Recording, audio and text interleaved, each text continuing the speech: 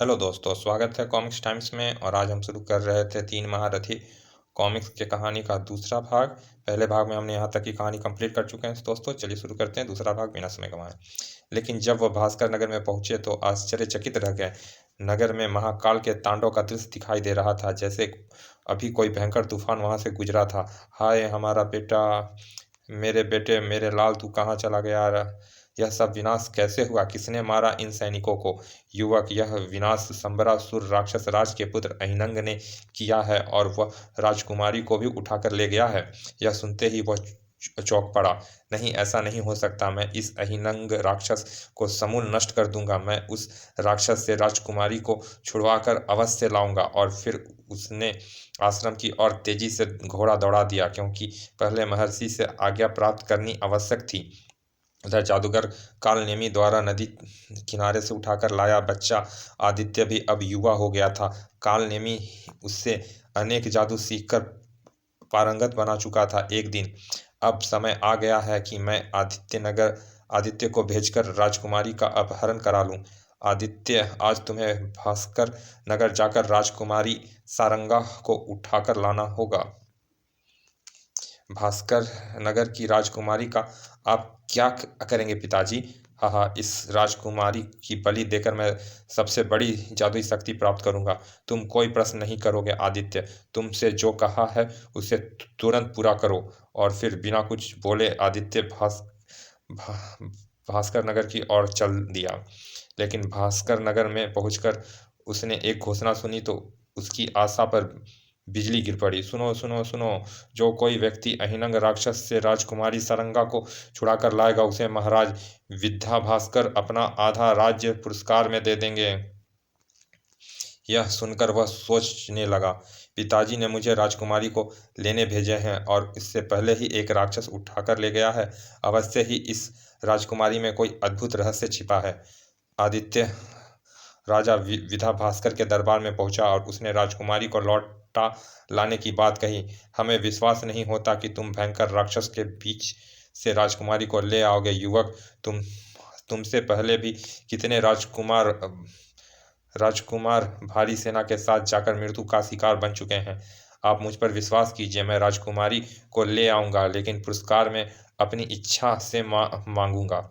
और फिर आदित्य वहां से चल पड़ा। भास्कर नगर से बाहर निकलते ही आदित्य ने अपने चोगे के जेब से एक दर्पण निकाला। हे हे मेरे जादुई दर्पण, मुझे उस राजकुमारी का प्रतिबिंब दिखा। वह कहाँ है और क्या कर रही है? अगले ही पल जादुई दर्पण में राजकुमारी का चित्र उभर आया और फिर अपने घोड़े को जादुई शक्ति से आकाश में दौड़ाता आदित्य राक्षसों के नगर में पहुंच गया। लेकिन जैसे ही उसने घोड़े को नीचे उतारा कि तभी मारो मारो, पकड़ो, भागने ना पाए, पकड़ो, इसे बंदी बना लो। पलक झपकते ही उन्होंने आदित्य को बंदी बना लिया और राक्षस राज के महल की ओर ले चले। आदित्य भी बिना कोई गड़बड़ किए चुपचाप बंदी बन गया। वह स्वयं किसी तारा महल में पहुंचना चाहता था। उसे राक्षसों के राजा संबरासुर के सामने ले जाया गया। राक्षस राज यह मनुष्य नगर में घूम रहा था। अवश्य ही यह राजकुमारी को छुड़ाने के लिए आया होगा।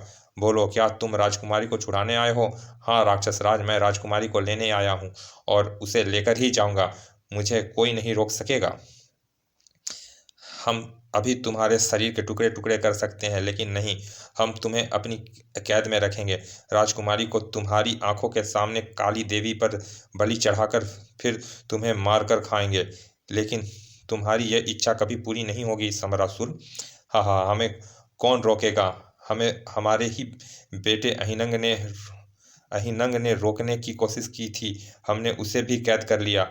अहिनंग ने तुम्हें रोकने की कोशिश क्यों की थी? हाँ हाँ, उसे राजकुमारी से प्रेम हो गया था। बहुत खूबसूरत है ना राजकुमारी।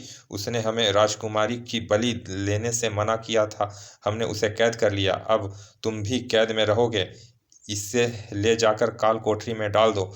राक्षस उसे बंदी गृह की ओर ले चले। लेकिन वह कुछ और ही सोच रहा था। अब मुझे देर नहीं करनी चाहिए। इन राक्षसों के हाथों से मुक्त होकर राजकुमारी के पास पहुंचकर उसे भी मुक्त कराना चाहिए।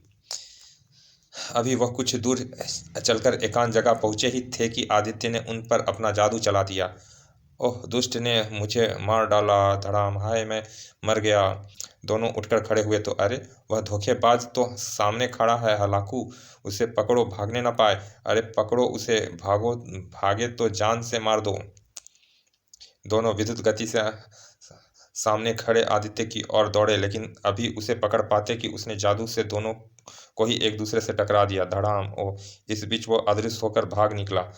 महल में इधर उधर घूमता हुआ वह आखिर उस जगह पहुंच गया जहां राजकुमारी कैद थी। तो यहाँ पर कैद कर रखा है राजकुमारी को, पहले इन दोनों को कोई प्रबंध करना होगा। और तभी कुछ सोचकर अपना रूप परिवर्तन करके आदित्य समरासुर बन गया। अरे राक्षस राज, ओह राक्षस राज! समरासुर को देखते ही उन्होंने दरवाजा खोल दिया, लेकिन जब वह राजकुमारी के पास पहुंचा तो दुष्ट, तू फिर यहाँ आ गया। मैं घृणा करती हूँ तुमसे, तेरी मनोकामना कभी पूरी नहीं होगी, मैं तेरा मुंह नोच लूंगी। राजकुमारी उसकी मुंह नोचने लगी, नोच लेने के लिए झपटी तो उसने राजकुमारी का हाथ पकड़ लिया। आह, छोड़ो मेरा हाथ दुष्ट! राजकुमारी, मैं समरासुर नहीं हूँ, तुम्हारी तरह एक इंसान हूँ और तुम्हें छुड़ा ले जाने आया हूँ। इसकी आवाज़ तो दूसरी है, लेकिन शकल, सूरत और शरीर सब समरासुर की तरह है। तुम कौन हो? मैं कालनेमी जादूगर का पुत्र आदित्य हूँ, तुम्हें राक्षस की कैद से निकाल कर ले जाऊंगा। लेकिन मैं कैसे विश्वास करूं कि तुम सचमुच जादूगर हो और मुझे राक्षसों की कैद से छुड़ा कर ले जाने के लिए आए हो। ओह, अब मैं तुम्हें कैसे विश्वास दिलाऊं? अच्छा देखो, मैं तुम्हें अपना असली रूप दिखाता हूँ। लेकिन जब आदित्य ने अपना रूप परिवर्तित किया तो अरे, यह तो अपने राक्षस राज नहीं है। हाँ, यह तो कोई और है, कोई मनुष्य। जल्दी से दरवाज़ा बंद कर दो। राजकुमारी और आदित्य ने दरवाज़ा बंद होने की आवाज़ सुनी तो खटाक, अरे राक्षसनियों ने तो दरवाज़ा बंद कर दिया, अब तुम बाहर कैसे निकलोगे? तुम चिंता ना करो, इन दोनों को का इलाज मैं अभी करता हूँ। तभी उसने कोई मंत्र बोलकर लोहे का एक छल्ला बाहर की ओर फेंका। सूं! अगले ही क्षण तेज आग का शोला उन राक्षसनियों को जलाने लगा। ओह मैं जल गई। ओह हाय, बचाओ! यह आग का गोला तुम्हें जलाकर भस्म कर देगा। अगर इससे बचना चाहती हो तो यह दरवाज़ा खोल दो। हम दरवाज़ा का ताला खोल देंगे, लेकिन पहले हमें इस आग के गोले से बचाओ। दरवाज़ा खोलो, मैं तुम्हें आग के गोले से बचा लूँगा। हैं? राक्षसनी ने दरवाज़ा खोला तो आदित्य और राजकुमारी बाहर निकल आए। अब तुम दोनों इसमें बंद हो जाओ, नहीं तो आग का गोला तुमको जलाकर भस्म राख बना देगा। आदित्य ने दोनों का उस कक्ष में बंद कर दिया। आदित्य राजकुमारी का हाथ पकड़कर तेजी से आगे बढ़ा ही था कि तभी उससे कुछ याद आया। अभी ठहरो राजकुमारी, पहले मैं अपना रूप परिवर्तित कर लूं, नहीं तो फिर कोई राक्षस मुसीबत खड़ी कर देगा। शीघ्र ही वह समरासुर का रूप परिवर्तित कर आगे बढ़ चला। उधर दो सैनिकों ने आदित्य के भाग जाने की सूचना समरासुर को दी। राक्षस राज, अवश्य ही वह कोई जादूगर था, हमें दोनों को धोखा देकर भाग गया। वह भाग गया, लेकिन वह भागकर जाएगा कहाँ? अवश्य ही वह राजकुमारी के पास जाएगा। चलो, हम तुम्हारे साथ चलते हैं। और वह तेजी से कारागार की ओर चल दिए। लेकिन अभी वह कुछ ही दूर चला था कि सामने से राजकुमारी को आते देख बुरी तरह चौंक पड़ा। अरे, राजकुमारी के साथ कौन है? ओह, आखिर समरासुर को मेरे भाग निकलने का पता चल ही गया। कोई बात नहीं, अब जरा उसे पास आ जाने दो। समरासुर को पास आते ही जादूगर, अब तुम मेरे हाथों से बच नहीं सकोगे। मैं अभी तुम्हारे शरीर तुम्हारे टुकड़े टुकड़े कर के खा जाऊंगा। राक्षसों, टूट पड़ो इस जादूगर पर। अगले ही क्षण आदित्य ने तेजी से समरासुर पर जादुई गदे से प्रहार कर दिया। टन टन, दोनों एक दूसरे से भिड़ गए। समरासुर चिल्ला रहा था, राक्षसों, जादूगर को मारो। वह बचकर नहीं जाने पाए। लेकिन राक्षस आदित्य को मारने आगे बढ़े तो वह जोर से चिल्लाया, यह क्या करते हो कमीनों? मैं तो तुम्हारा राक्षस राज हूँ। जादूगर तो वह दुष्ट है, इसे मारो जल्दी, कहीं वह भाग नहीं जाए। पलटकर उन दोनों ने समरासुर पर प्रहार शुरू कर दिया। ओह, यह क्या कर रहे हो कमबख्तों? मैं तुम्हारा राक्षस राज हूँ। वह जादूगर तो राजकुमारी को लेकर भाग रहा है। और फिर तीनों आदित्य की और राजकुमारी की ओर दौड़े, लेकिन उन्हें आते देखते ही आदित्य ने फिर जादू से धुआं फैलाया। अरे अरे, वह दोनों तो धुएं में छिप गए। अब उन्हें कैसे ढूंढे राक्षस राज। वह धुआं छटा तो आदित्य राजकुमारी को लेकर गायब हो चुका था। ओह कमबख्त, राजकुमारी को लेकर भाग गया, लेकिन मैं भी उसे इतनी आसानी से नहीं छोड़ूंगा। उधर राजकुमारी को ले जाते हुए आदित्य सोच रहा था, ओह कितनी सुंदर राजकुमारी है। राजकुमारी मैंने आज से पहले कभी नहीं देखा, यह मुझसे विवाह कर ले तो। आदित्य, तुमने उस भयंकर राक्षस की कैद से छुड़ाकर मुझ पर बहुत उपकार किया है। तुम चाहो तो मुझसे विवाह करके मेरे उपकार का बदला चुका सकती हो। तुम बहुत सुंदर हो राजकुमारी, मैं तुमसे प्यार करता हूँ। मैं भी तुमसे विवाह करना चाहती हूँ आदित्य, लेकिन इस संबंध में पिताजी की स्वीकृति लेना अवश्य है। आदित्य मन ही मन सोच रहा था, यदि राजा ने राजकुमारी से मेरा विवाह कर दिया तो फिर जादूगर के पास राजकुमारी को नहीं ले जाऊंगा और महल में मजे से रहूंगा। राजकुमारी को लेकर वह राजा विधा भास्कर के दरबार में पहुंचा। शाबाश युवक, हम तुमसे बहुत खुश हैं और अपनी घोषणा के अनुसार आधा राज्य पुरस्कार में देते हैं। महाराज, मुझे आपका आधा राज्य नहीं चाहिए, मैं राजकुमारी से विवाह करना चाहता हूँ, यही मेरा पुरस्कार समझ लें। उसकी बात सुनकर राजा असमंजस में पड़ गया। नहीं युवक, हम राजकुमारी का विवाह तुमसे नहीं कर सकते। राजकुमारी का विवाह तो किसी राजकुमार से ही हो सकता है। महाराज, मैं राजकुमारी से प्यार करता हूँ और उसी से विवाह करूँगा। अगर आपने स्वीकार ना किया तो मैं जबरदस्ती राजकुमारी को उठाकर ले जाऊँगा। आदित्य ने आगे बढ़कर राजकुमारी का हाथ पकड़ा तो, नहीं, तुम हमारी मर्जी के बिना राजकुमारी को नहीं ले जा सकते। सैनिकों, बंदी बना लो इस बदतमीज को। सैनिक तेजी से आदित्य की ओर लपके, लेकिन इससे पहले कि आदित्य ने राजकुमारी के साथ अपने को धुएं के बादल में छिपा लिया। और जब धुआं छटा तो आदित्य राजकुमारी को लेकर गायब हो चुका था। अरे, वो राजकुमारी को ले गया। सेनापति, अपने सैनिकों को उस जादूगर की तलाश में हर दिशा में भेजो, आखिर कहीं तो वह दुष्ट हमें मिलेगा। जो आ गया महाराज, मैं तुरंत सैनिकों को उसकी तलाश में भेजता हूँ। उधर महर्षि से आज्ञा लेकर परिजात राजकुमारी की खोज में निकला तो राक्षसों के नगर की ओर आते हुए उसे सामने से आता अहिनंग दिखाई दिया। वहीं रुक जाओ अहिनंग, आज तुम मेरे अग्निबाणों से बच नहीं सकोगे। बोलो राजकुमारी कहाँ है।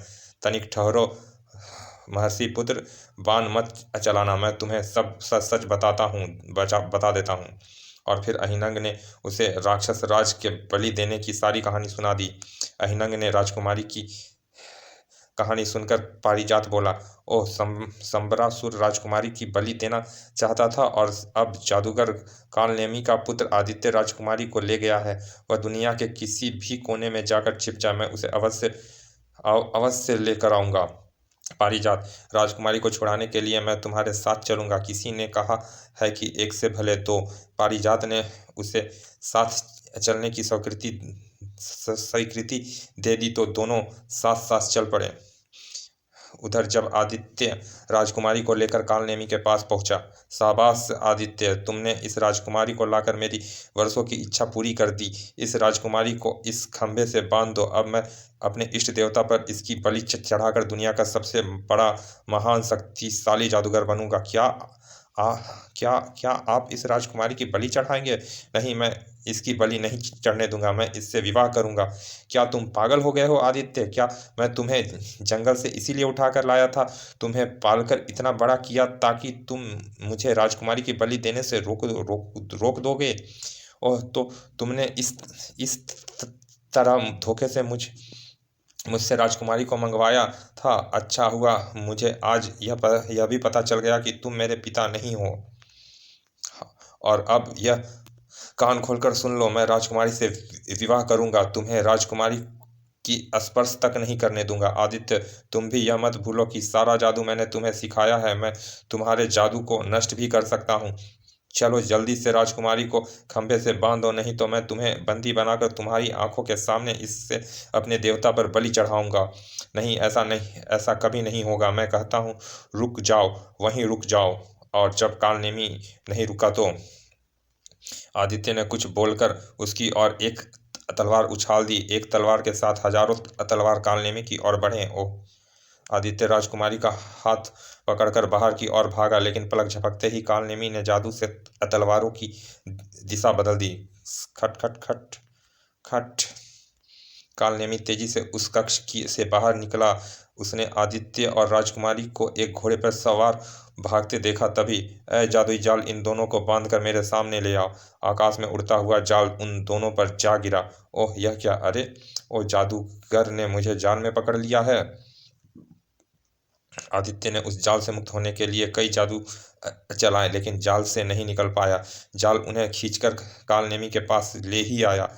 हा हा हा हा, अब राजकुमारी को कैसे बचाओगे आदित्य? हा हा हा हा, अब मैं इसकी बलि चढ़ाकर सबसे शक्तिशाली जादूगर बनूंगा। और फिर कालनेमी ने आदित्य को एक जंजीर से उल्टा लटकाकर बलि के लिए देवता की पूजा शुरू की। उधर जंगल जंगल राजकुमारी को ढूंढते हुए पारिजात और अहिनंग दोनों थक गए थे।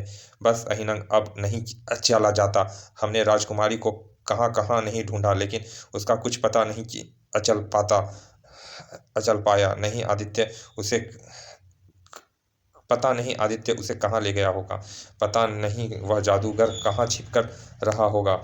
दोनों उस घोड़े के नीचे बैठ गए दोनों उस पेड़ के नीचे बैठ गए। अभी उन्हें बैठे हुए कुछ ही देर हुए थे कि तभी पारिजात चौंक कर उठ खड़ा हुआ। क्या हुआ पारिजात? तुम एकाएक उठकर खड़े क्यों हो गए? अहिनंग, हमें तुरंत महर्षि के पास चलना चाहिए। वह हमें उस जादूगर का पता अवश्य बता देंगे। हाँ, महर्षि के पास ही लौट चलते हैं। और फिर वह दोनों आश्रम की ओर चल दिए। लेकिन अभी वह दोनों कुछ ही आगे बढ़े थे कि उन्हें सामने से महर्षि अगस्त्य आते हुए दिखाई दिए। महर्षि, मैं आपके पास ही लौट कर आ रहा था। राजकुमारी को एक जादूगर उठाकर ले गया है और उसका कुछ पता नहीं चल रहा है।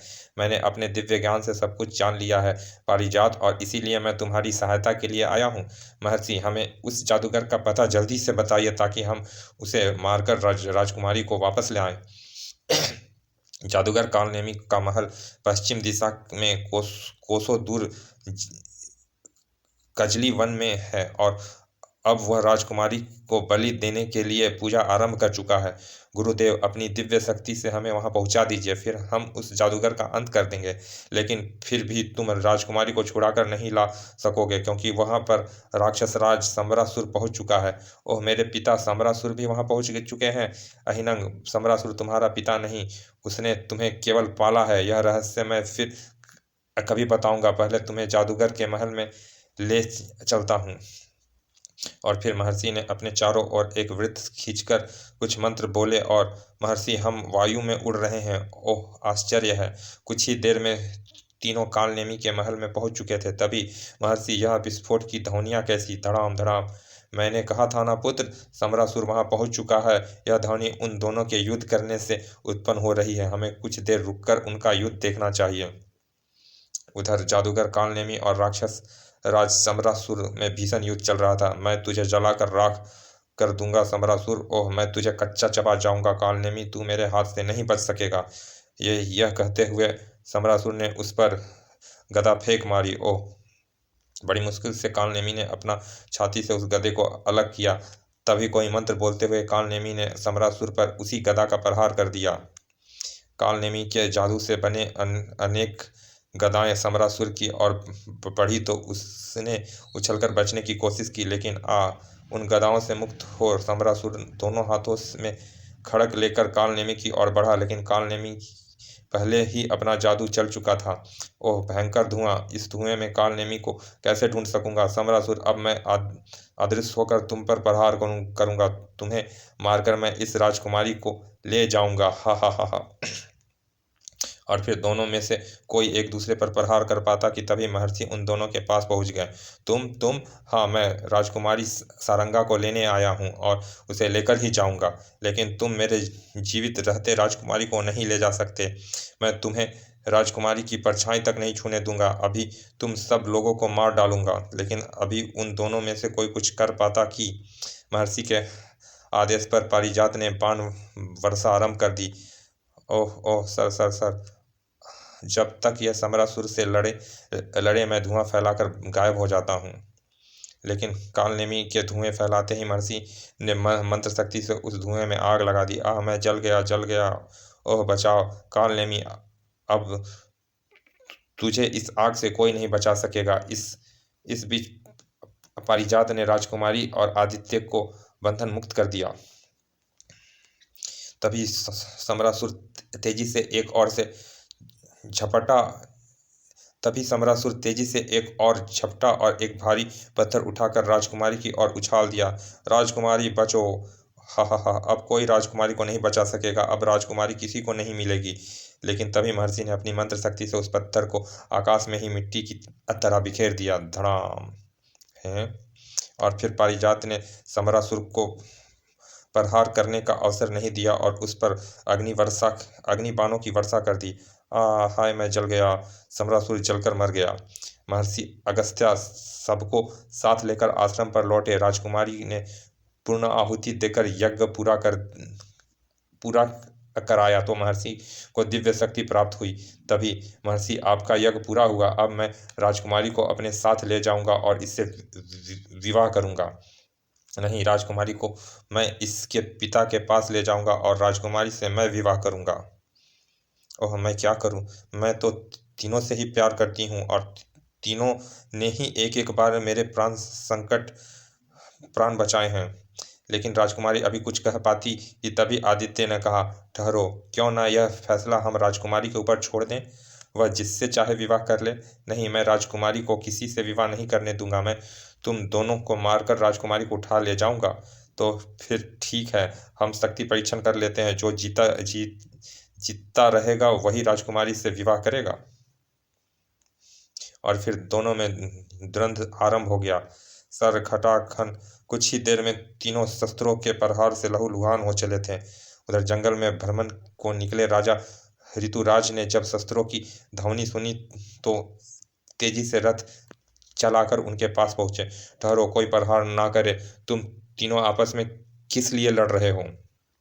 लेकिन अभी तीनों में से कोई उत्तर देता कि तभी रानी सुमित्रा जोर से चीख उठी, महाराज, इन तीनों की बाहों पर एक जैसे चिन्ह हैं। ऐसे ही चिन्ह तो हमारे तीनों बेटे की बाहों पर बनाए थे, यह जो नदी में बह गए थे। कहीं यह तीनों वही खोए हुए बेटे तो नहीं हैं? सचमुच तीनों की बाह पर वैसा ही चिन्ह है। अगर हमारे बेटे जीवित होते तो आज इतने ही बड़े होते। तभी महर्षि ने पास आकर कहा, राजन, शायद आप ठीक कहते हैं। पारिजात को मैंने नदी किनारे ही पाया था और मुझे पालने वाला जादूगर कालनेमी मेरा पिता नहीं था। राक्षस राज समरासुर भी मेरा पिता नहीं था। इसका मतलब हम बचपन में खोए हुए भाई हैं।